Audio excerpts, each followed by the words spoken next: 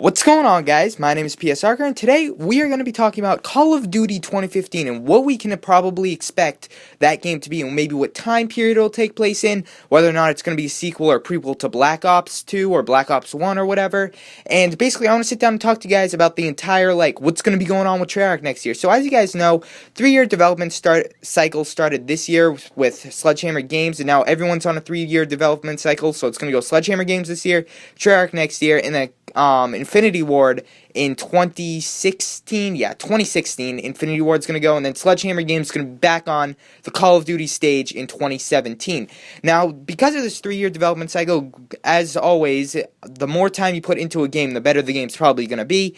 And that was certainly the case with Call of Duty Advanced Warfare, and let's hope Treyarch can do a really, really good job with it next year when the game launches. And now, David Vonderhaar, one of the studio heads over at Treyarch, has been tweeting a ton on Twitter lately, or maybe more than usual, about the next upcoming game. Like, he said something about domination, where the first team to hit 100 points, the round will switch, like, when that 100-point boundary, I guess, is hit, that 100-point limit, then you'll switch sides. So it's a little different than the standard time limit domination that we play in Advanced Warfare right now, where when it hits 5 minutes, the flags switch and stuff like that, and then you start on the other side or whatever.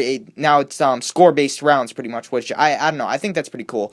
But yeah, so anyway, that's not the point of this video. The point of this video is to let you guys know what I'm thinking about the next Call of Duty game. So that just shows the fact that David Vonderhaar is playtesting this next Call of Duty game.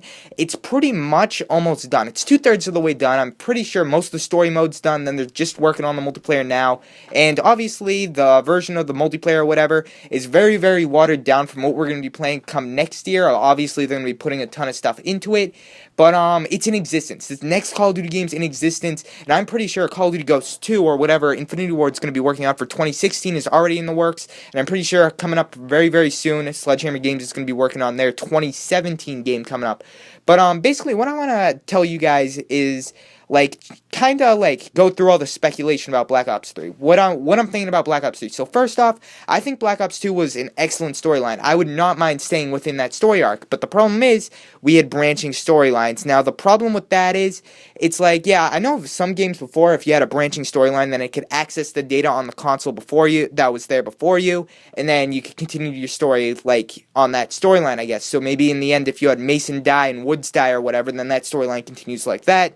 And it could read into your old memory if you're playing on 360 and you play Black Ops 2 on the 360, and then say different outcomes happened, it can read into your old memory and then play the game like that, which is great. I know a ton of games have done in the past, but this is coming out in 2015. That is 3 years since the original Black Ops 2 came out. And a lot of people since then have probably maybe upgraded to next-gen consoles, PS4, Xbox One, maybe switched over to PC, maybe switched from 360 to PS3 because their friends were on the PS3. So it's there's going to be too much of the population that isn't playing on the console they played Black Ops 2 on, because I can't really see how you could transfer your Black Ops 2 story progress over to the, say, from the 360 to the PS4, or 360 to the Xbox One. Maybe they do something over Xbox Live, like cloud storage or something like that, so it could access that data. But not a lot of people have that, and it also isn't guaranteeing, they're not, I don't know, what's the word? They're not assuming that everyone has internet, so I feel like it's too much of a logistical challenge to make this branching storyline go into a sequel. Maybe the sequel would take place in 2026 or whatever, following what happens. Also, another reason I don't think there's going to be a sequel is that at the end of Black Ops 2, in one of the endings you get, David Mason retires from the military, and that's just whoa, obviously there's probably not going to be a sequel after that, since he did retire from the military. But the other flip side of that is, in another ending, there's a bunch of riots and stuff, and you don't see David Mason retire, so you could possibly be on the street with him. But I feel like there's really no way they can build this game with the 4 possible endings. They'd have to make really 4 different campaign modes if they wanted to, make this branching storyline a thing, go into the next Call of Duty game in the Black Ops series. So I think that if a Black Ops 3 is going to happen, if it is going to happen, it isn't going to be a sequel whatsoever. I think, if anything, it might be a prequel to Black Ops 1, potentially, or maybe something in between Black Ops 1 and Black Ops 2. I know they did, an app called Call of Duty Strike Team, where it was in between, the events of Black Ops 2, the 1980s events, and then the 2025 events in Black Ops 2. It was, a miniature campaign on the iPhone. That was in between. I didn't really play through it. I'm pretty sure it wasn't that, amazing or whatever because it was an iPhone game or whatever. But maybe they could do something like that. Maybe they could do like Afghanistan. Maybe David Mason as a new recruit, because when we see him in 2025, we see him as a tier 1 operator. Now, maybe we could see him maybe in, I don't know, 2003 Iraq maybe. How old would he be? Well, he was 7 in 89 or something like that. He was 7, yeah, he was 7 in 1989. Based on the storyline, so plus about 10 years, maybe 99. Yeah, so he could possibly be a new recruit in Iraq or Afghanistan in this next Call of Duty game, and we could see like a prequel like that, or we could see another prequel where we go back to maybe the Korean War or World War II or something like that, a prequel to Black Ops 1, see what went on with like Reznov and stuff like that. And, well, of course we saw Reznov's story in part of Black Ops 1 as well as in World at War. So, I don't know. And also another reason I don't see them going back to World War II is due to the fact that you can't really do much with World War II. Like, sure, the community's asking for, and they're dying for, a new World War II game with, like, it's revamped on the next-gen engine and all this other type of stuff. But I'm going to tell you guys one thing. It's going to be fun for the first couple of weeks, but then you're going to realize it's so bare bones. Because think of it this way. There aren't going to be any optical attachments. There's going to be limited kill streaks, because really all you can have is artillery, dogs, and recon plane, pretty much, if you're playing like in the World War II Korean War time period. Also, it's going to be very limited gun-wise, because they had limited like guns back then. Not to say they only had one type of gun, but they'd kind of have to get creative. They probably could do the same thing as World at War did with like the gun selection and stuff, but still, it wouldn't be that. I don't know. I don't think it would be that cool, really.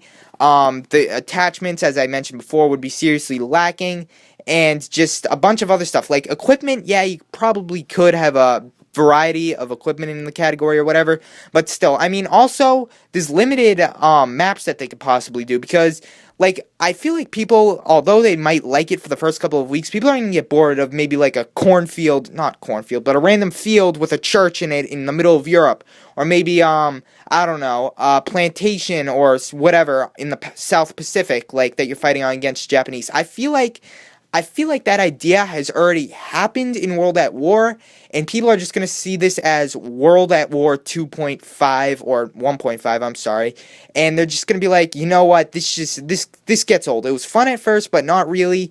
So, yeah, and also it's just so, like, they're limited by history almost. It's like they're almost limited by, like, what they can do and can't do. It's like, if you want, like, I know a lot of the recent Call of Duty games have had, like, more modern-esque feel to it, like, where maybe America got invaded. You're fighting environments that maybe you go into every day. Like, I know some people go over the Golden Gate Bridge every day on the way to work.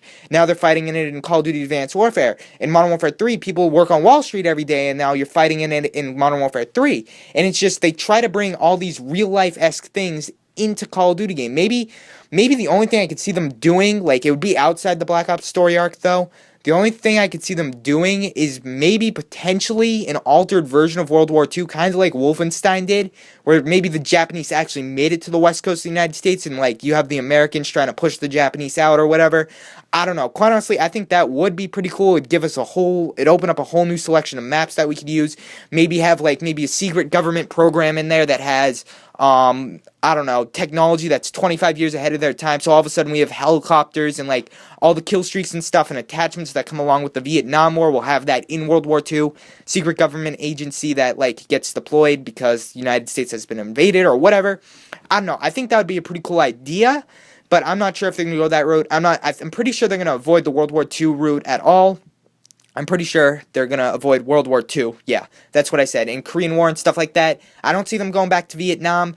And as well as I really, like, if they were to, like, make a prequel-ish thing still inside of the Black Ops story arc, I'm pretty sure it would be David Mason as a new recruit in Iraq or Afghanistan. I'm pretty sure that would be, like, the general gist of the story. But then again, it still would be pretty boring because it's just, I don't know. I feel like the environment isn't as diverse. Like, if you have one war going on in one country, it's like, how many times can you fight over, like, a compound in Afghanistan? It's just, I don't know. Or maybe a town in Afghanistan. Like, the thing that killed me about Call of Duty 4 is it felt like in the Middle East missions and the Russia missions, since it was only like you're fighting in either or, it felt it got repetitive. I was either in a farm in Russia or like a desert city in the Middle East. It's just, it got boring in Call of Duty 4. And quite honestly, I did not like that at all. So I feel like They are probably gonna go outside the Black Ops story arc. I feel like they're not gonna do anything with that. I'm pretty sure they might do maybe a more modern-esque or maybe even a futuristic thing, bringing exo abilities possibly in the next game, but I'm pretty sure it's not gonna be Black Ops 3. I don't know what it's gonna be, maybe future warfare or something like that. Space warfare. If they do something with space, I think I'm gonna officially quit Call of Duty, but I'm not entirely sure. So definitely leave your comments down below speculating on what you think this next game is going to be about. Hopefully you guys enjoyed the commentary. I don't know, I'm just kind of doing like an idea brainstorm, I guess, about what this next Call of Duty game potentially be.